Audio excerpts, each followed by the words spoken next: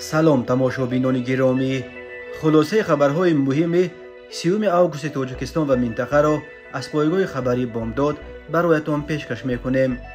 شروع میکنیم از یک نگاه کوتاه به سرخط خبر مهم روز. در این برنامه ویدیو از دادگاه، نام باز 5 متهم حمله کراکوس اعلان شد، همش از تاجیکستانند. استاد تکواندو و آوازخوان رپ درباره نظیرجان توشف چه میدانیم؟ راه دبی برای تاجیک‌ها بسته شد، امارات عرب به مردان تاجیک ویزا نمیدهد. یک پدر در کان بادامش 4 فرزندش الیمنت طلب کرده است. یک تاجیک را با ویروس ویچ به روسیه را ندادند. و اکنون تفصیلات خبرها. نام باز 5 نفر متهم در پرونده پر سر و صدای حمله تروریستی در تالار کنسرت‌های کراکوس سیتی هال در شهر کراسنogorsk در کنار مسکو پایتخت روسیه اعلان شد. تلگرام کانال رسمی خدمات مشترک مطبوعات دادگاه شهر مسکو خبر داد که روز 29 آگوست سال 2024 دادگاه نویه بسمانی پایتخت روسیه زمان یابس 5 متهم دیگر در حمله کراکوس را تمدید کرد. اینها اسماعیل زبیدالله اویداللهویچ، سالیف مستقیم عبدومنانویچ، سالیف امیدجان عبدومنانویچ، حمیدوف حسین عبدورسولویچ می باشند. مهلت حبس هر کدام آنها تا 3 ماه تمدید کرده شد. این 5 زاده تاجیکستان از میان ماه می در بازداشت قرار داشتند. درباره شخصیت آنها معلومات زیادی در دست نیست. اینم روشن نیست که آنها مشخصاً در حمله کراکوس چه نقش داشتند. از نام و نسب دوی آنها سالیف مستقیم و سالیف امیدجان برمیآید که هر دو اکوادو دارند. این 5 نفر بر اساس 5 بند کودکس جنایتی روسیه به جنایت‌های سنگین چون سوءقصد به انجام حمله تروریستی، تشکیل فعالیت سازمان تروریستی، غیر قانونی به دست آوردن سلاح و غیر قانونی تیار کردن مواد ترکنده ایبدار می‌شوند. پرونده‌های این 5 نفر را با پرونده پر سر و صدای حمله تروریستی کراکوس یک کردند. خود این 5 تاجیک دستگیر شده و نزدیکان آنها برای شرح قضیه دسترس نیستند، ولی بنا به فرضیه تفتیشات آنها با سازمان تروریستی ولایت خراسان که پایگاه اساسیش در افغانستان جایگیر شده است و آن را شعبه شرقی دویش نیز مینامند ارتباط دارند. این سازمان تروریستی هم در روسیه و هم در تاجیکستان ممنوع. مسئولیت حمله تروریستی شام 22 مارس سال 2024 در شهر کراسنogorsk خونین‌ترین حمله تروریستی 20 سال اخیر در روسیه را به دوش گرفت. آن شب 4 حمله‌گر مسلح وارد تالار کنسرت‌های کراکوس سیتی هال شده، ازدحام تماشابینان به کنسرت گروه موسیقی راک پیکنیک آمده را خود سرانه تیرباران کردند. در نتیجه 145 کس از جمله 6 کودک کشته شد. 42 نفر آنها به واسطه از دست حمله‌گران و بیش از 100 نفر باقی مانده بر اثر دود سوختار که بعد حمله در کراکوس سر زد جان خود را از دست دادند. قبلا همین دادگاه نویه بسمانی مهلت حبس 12 متهم دیگر در حمله تروریستی در کنار مسکو را برای 3 ماه یعنی تا 22 نوامبر سال جاری تمدید کرد.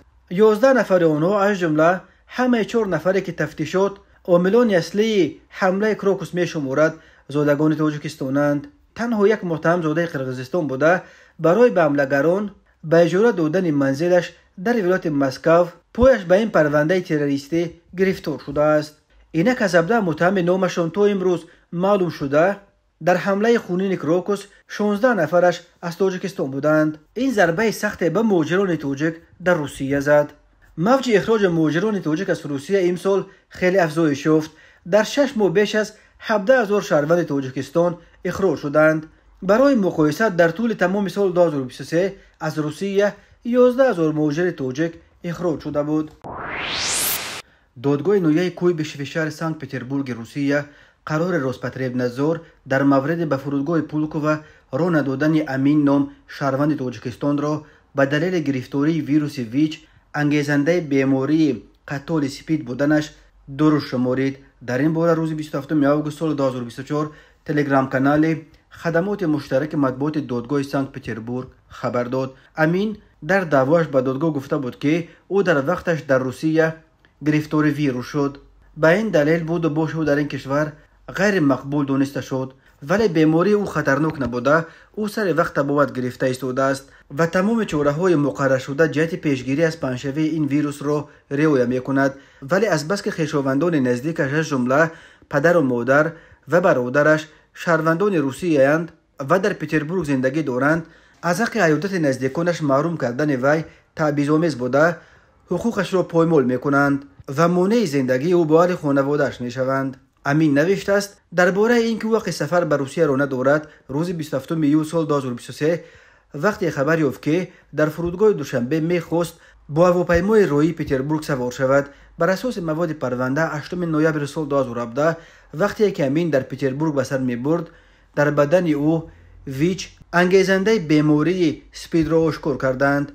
5 یونیو سال 2018 در مورد نامقبول بودن بود و بوش او در قلمرو روسیه به دلیل در بدنش وجود داشتن بیماری برای جامعه خطرناک قرار قبول کرده شد.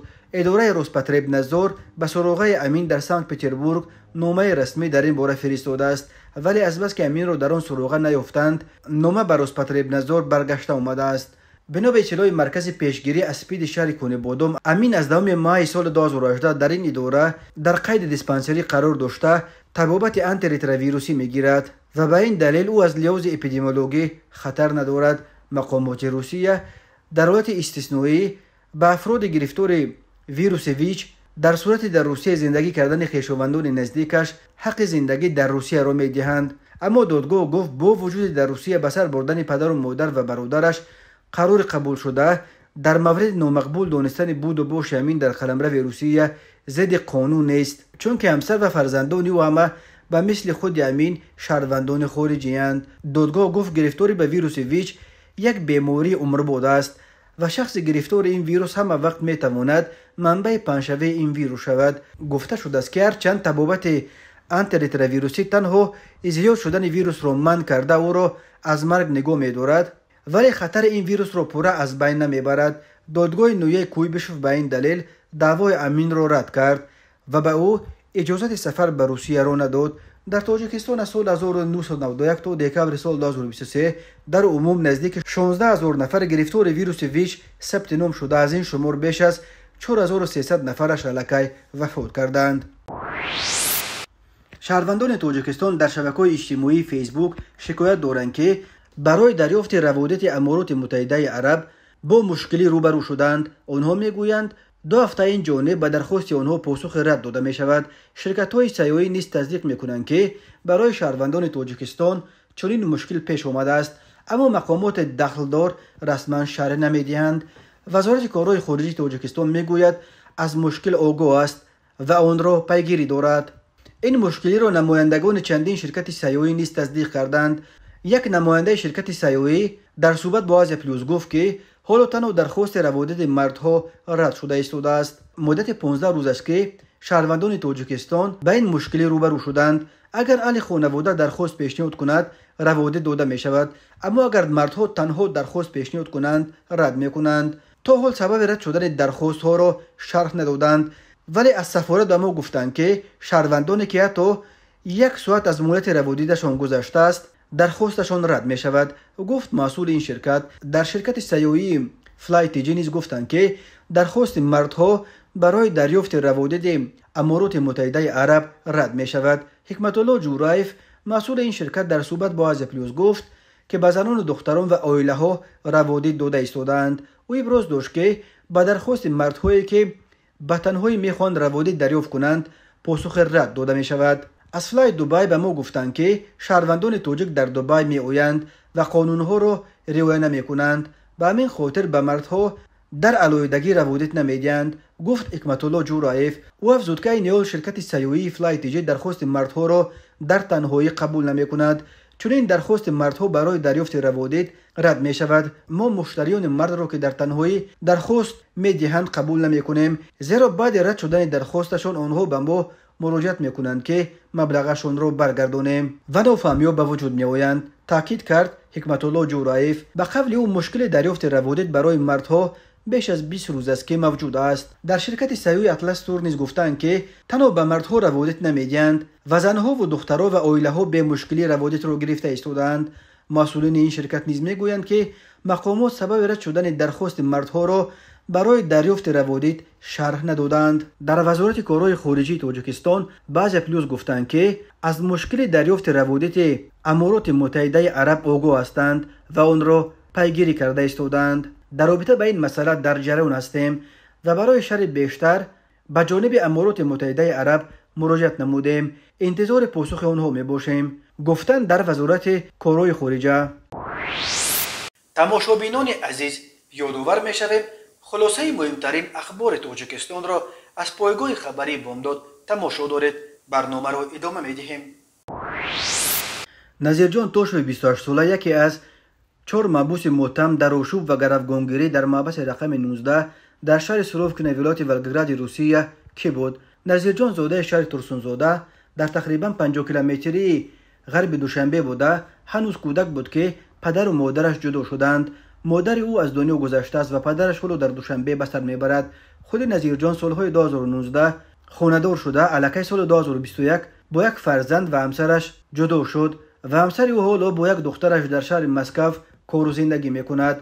بنا به اطلاع جمع‌آورده پایگاه خبری MSK یک رو، نظیرجان 10 سال قبل برابر رسیدن به سن 18 به جستجوی کار به روسیه آمد و اولها در یک خوابگاه در شهر خیمکی در کنار مسکو زندگی میکرده است. او اون وقت در سبک رپ ترانه میخواند و ترانه‌هایش را در صحیفه‌اش در شبکه فکنتاکت نشر میکرد. او صحیفه‌اش را در این شبکه به نام نظیر عثمانوف گشوده بود. حالا ویدیوهای رپ سروی نظیرجان توشف در اینترنت دیگر نیست.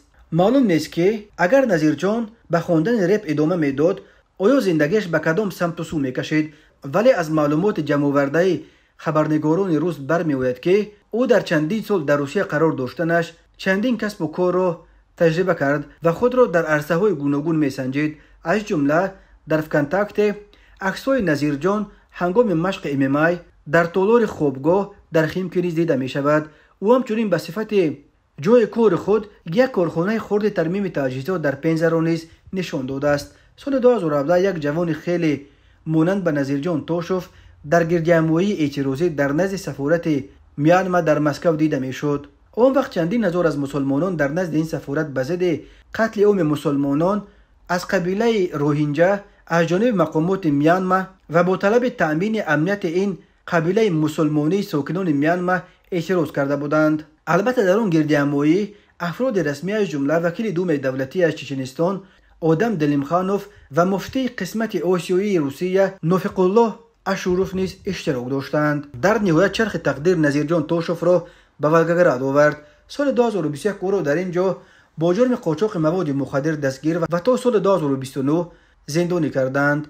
در حکم دادگاه گفته میشد که توشف با ماشینش ایران میبرد و در زیر درختان در جنگل در زکلاتکه ها یعنی در جایهای مخفی برای خریداران پنهان میکرد. بنا به این گزارش توشف بعد بازداشتش با تفتیشات همکاری کرده به دستور مقامات به مکاتبه با روبر قاچاقبران ادامه داده برای بازداشت شریکان نشو فروشش مساعدت کرده است. سامانه انتی مافیا با استثنا به مواد پرونده توشف نوشت که زاده تاجیکستان گویا به خاطر کندن قرضهایش به فروش مواد مخدر مجبور شده است. او در بیاناتش گفته است که وقتی که کسی از یارو دوستان و خویش و تبار قرضش نداد در واتساپ نفر با نام اسرائیل با او تماس گرفت و پیشنهادش کرد که در عوض 70,000 روبل همچون نرک کوریر برای وی کار کند. توشف یک ماشین تمغه خوندای را به اجاره گرفته مواد مخدر را در داخل اپشیفکا پنهان کرده است و برای برآمده است تا مواد مخدر را در زکلاتکا جابجا کند. ولی در کارمندان دیپس ماشین او را من و داخلش را کوفت و کوب کردند. مواد مخدر را یافتند و به توشف پیشنهاد کردند که برای فوش کردن شریکانش همکاری کند. توشف به این راضی شده در یک جای نشان داده کارمندان پلیس بسته مواد مخدر دروغین را گذاشته است و توسط ادامه مکاتبات با اسرائیل آدمان او را به همین مکان راست به دام پلیس راهنمایی کرده است. در نتیجه در جای زکلات که پلیس باز 2 قاچاقبر را دستگیر کرده است. هرچند ادوکات‌های آنها تلاش می‌کردند که عملیات را همچون اغوای مقامات و توشف را همکار پلیس به قلم دهند، ولی در نهایت دادگاه هر سه را در قاچاق مواد مخدر گناهکار شناخت و روانه زندان کرد. دادگاه شهر کونه‌بادام 4 پسر مرد را موظف کرده است که به پدر خویش هر ماه الیمنت و یا مبلغ برای پرستاری پرداخت کنند. آیت الله رحمتزاده سردار ریاست خدمات اجرایی ولایت سوخت روز 28 آگوست سال 2024 در مصاحبه با آزیا پلیوس از این ساکن شهر کنده بودم AM نام برده گفت که او توسط دادگاه از 4 فرزندش الیمنت خواسته است. این پسران سالهای آخر پدر را پرستاری نمی‌کردند. این پدر هم با علت پیرانسالی نمی‌تواند زندگیش را مستقلانه پیش برد. به این دلیل او از بالای 4 پسرش به دادگاه شهر کنده بودم شکایت برده است، گفته است آیت الله رحمت‌زاده. بنا به اطلاع رحمت‌زاده دادگاه طلب این مرد را قانع کرده پسران را موظف ساخته است که به پدرشان هر ماه 150 سامانی جمع 600 سامانی الیمنت پرداخت کنند. در عموم افزود آیت الله رحمت‌زاده ریاست خدمات اجرا در ولایت سوخت در دوام سال جاری 7 قرار دادگاه در مورد رویانیدن الیمنت از حساب فرزندان به منفعت پدر و مادر و یا بابا و بیبی آنها عملی ساخته است. چون این آمار در سالهای قبل رسانه‌ای نمیشد و سبب این را آیت الله رحمت‌زاده به عرف و عادت تاجیکان ربط می‌دهد. معمولا الیمنت به معنای پول دانسته می شود که بعد از هم جدا شدن زن و شوهر اساساً شوهر باید برای نگهبانی فرزندان مشترکشان به همسر سابق خود پرداخت کنند. اما موردهای نیز است که دادگاه‌ها فرزندان را برای پرداخت الیمنت به پدر و مادر و حتی به بابای و بیبیشان موظف می‌کند. خدمات اجرای حکومت تاجیکستان اخیراً در ثبوتش گفته بود که فعلاً بیش از 400 نفر برای سرکشی از پرداخت الیمنت تحت جستجو قرار دارند. در نیمه اول سال 2024 به ضد آنهایی که از پرداخت الیمنت سرکشی می‌کنند 128 پرونده جنایی گشودند. طبق قانون تاجیکستان برای نپرداختن الیمنت همچون جزا و جریمه و تا 3 سال حکم زندان پیش بینی شده است. ریاست کارهای داخلی شهر دوشنبه روز 28 آگوست سال 2024 درباره بازداشت و 7 شبانه روز شدن 2 دختر جوان 20 ساله لیلا سفرزاده و شبنم سیدزاده برای ویران کردن ترتیبات جمعیتی در حالت سرخوشی از استعمال مواد مخدر نوع متامفتامین یا کریستال خبر داد. یکی از این دختران سرخوش بلاگر با تخلص لیلا محمود بوده است که در اینستاگرام قریب 16000 ابونچی داشته است. مرکز مطبوعات ملی دوشنبه میگوید مقامات ملی پایتخت با مقصد پیشگیری استعمال و پنشوی واسطه‌های نشه‌دار در حدود شهر دوشنبه مبارزه بیامان میبرد. متاسفانه چنان تحلیل‌ها نشان میدهند وقت‌های آخر بعضی از جوان پسران و جوان دختران به استعمال مواد زهرآگین میل نمودند. از جمله می‌افزاید ملی پایتخت تاجیکستان ضمن برگزاری یک عملیات سنجشی شهروندان سفرزاده لیلا و سیدزاده شبنم ساکنان 20 ساله شهر دوشنبه که به ویران نمودن ترتیبات جمعیتی مشغول بودند به مقامات میلیشیا دسترس کرده شدند. ضمن تشخیص معین کرده شد که نامبردگان از استعمال واسطه‌های نشه‌دار نوع متامفتامین یا کریستال در حالت سرخوشی قرار دارند. بنا به اطلاع میلیشیا نسبت به لیلا سفرزاده و شبنم سیدزاده مواد ضروری ترتیب داده شده. از جانب دادگاه نسبت به هر دو جزا در نمود حبس مأموری به مدت 7 شبانه روز تطبیق کرده شد. تفصیلات دیگر قضیه نشر نشده است. روشن نیست که این 2 دختر در حالت سرخوشی از استعمال مواد مخدر ترتیبات جمعیتی را کی و در کجا و به کدام شکل ویران کردند. در این باره هم که این دختران کریستال های متامفتامین را از کجا به دست آوردند در گزارش چیزی گفته نشده است. این نوع مواد مخدر وقتهای آخر در نزد کلوب های شبانه و دیسکوتک ها فروخته می شود. بیشتر خریداران این مواد زهرآگین به نام جوانان طلایی از جمله فرزندان منصبداران بلندپایه می باشند. لیلا محمود یا لیلا سفرزاده در صفحه‌اش در اینستاگرام اساساً عکس و ویدیوها می‌گذارد. او در این عکس و ویدیوها با لباس‌های گوناگون از جمله با لباس ملی ظاهر شده در هوای ترانه‌های دیگران لب می‌جنباند. در عموم محتوای عکس و ویدیوهای لیلا محمود جوابگوی چارچوب معیارهای اخلاقی به نظر می‌نمایند. درباره شخصیت متهم دوم در این پرونده شبنم سیدزاده تا این ساعت معلومات مشخصی هنوز به دست نرسیده است. تماشابینان عزیز و گرامی، این بود مرور به خلاصه چند خبر مهم امروز تاجیکستان. خبر و گزارش های بیشتر از تاجیکستان و درباره تاجیکستان و اطراف آن را در سامانه پایگاه خبری بامداد در این نشانه پیگیری نمایید: www.bomdad.com. خوش باشید.